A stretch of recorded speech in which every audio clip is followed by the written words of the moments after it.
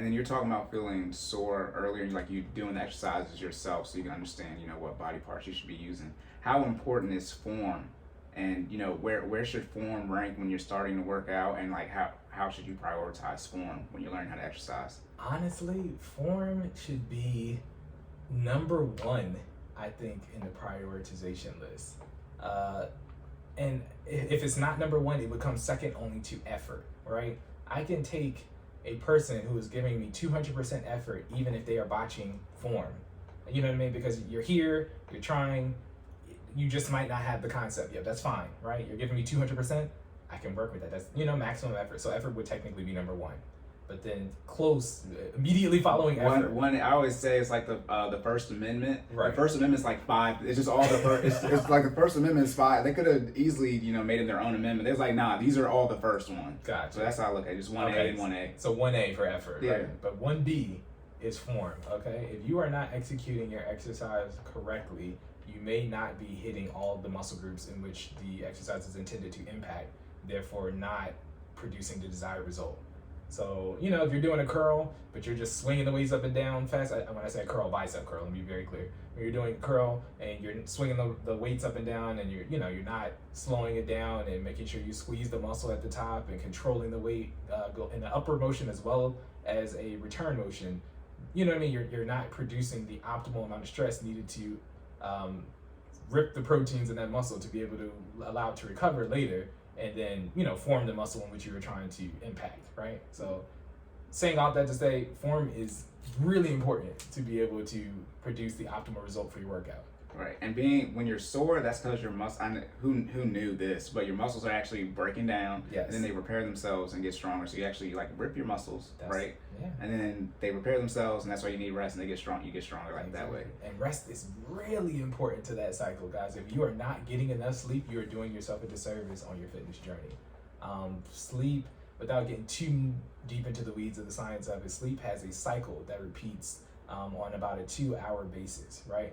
And during that cycle, at some point in time, your body produces proteins, and proteins are what repair the muscles once they've been ripped, right? So if you aren't getting enough sleep, your body isn't undergoing this cycle. If your body isn't undergoing this cycle, you're not getting the proteins. If you're not making the proteins, you're not allowing your muscles to recover, and therefore you wake up the next day, you're kind of, you're a little lethargic, your body's sore because your body hasn't repeated that sleep cycle enough time to be able to give your body what it needs to be able to go and tackle today's workout because you're still feeling yesterday's workout. Right. So.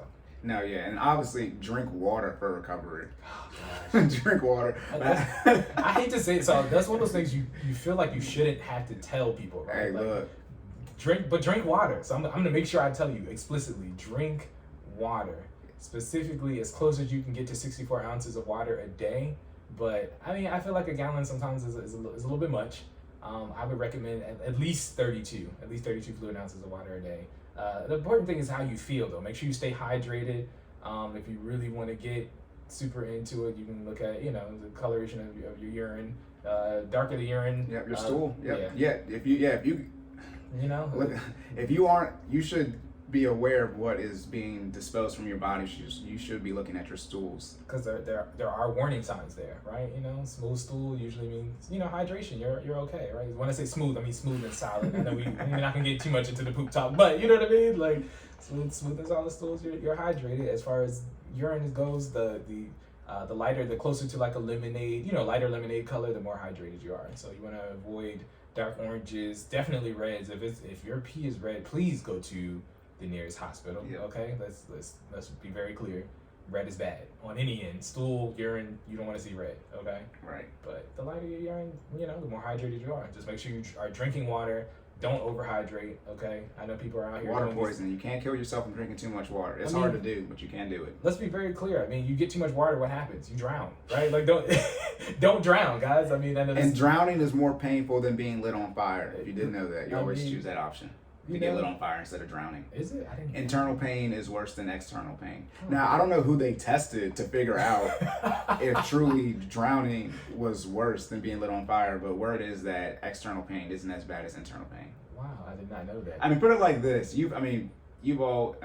I've almost drowned. I can't swim, but my man had to save me one time. But you know when you you can't breathe, like when you hold your breath, and that really hurts. Is that worse than like external pain, right? Because that's internal But pain. I've also never been lit on fire before. But just any type of external pain in general, that's what you feel when you get lit on fire. Gotcha. Right? Okay. So that's regardless. You would think you wouldn't have to tell people to drink more water, but just like in finances, the amount of friction of don't spend more money than you make. Oh my God. Right. Okay, that's fine. The light bulb, right? Yeah. Okay. Yeah. So we're gonna make sure we plug y'all in, you know? Yeah. And then obviously from a health perspective, go see your doctor. We're not doctors, so go see your health professional. Jordan will train you, but obviously whatever your doctor says on how you should be handling your diet, not going to override that decision. Exactly. Right. So yeah, we again, like Cory said, the doctor has the final. Ultimately, you have the final say, but the doctor has the most informed opinion on how you should be handling your body. So Right, exactly. definitely take that insight and use it accordingly. Right.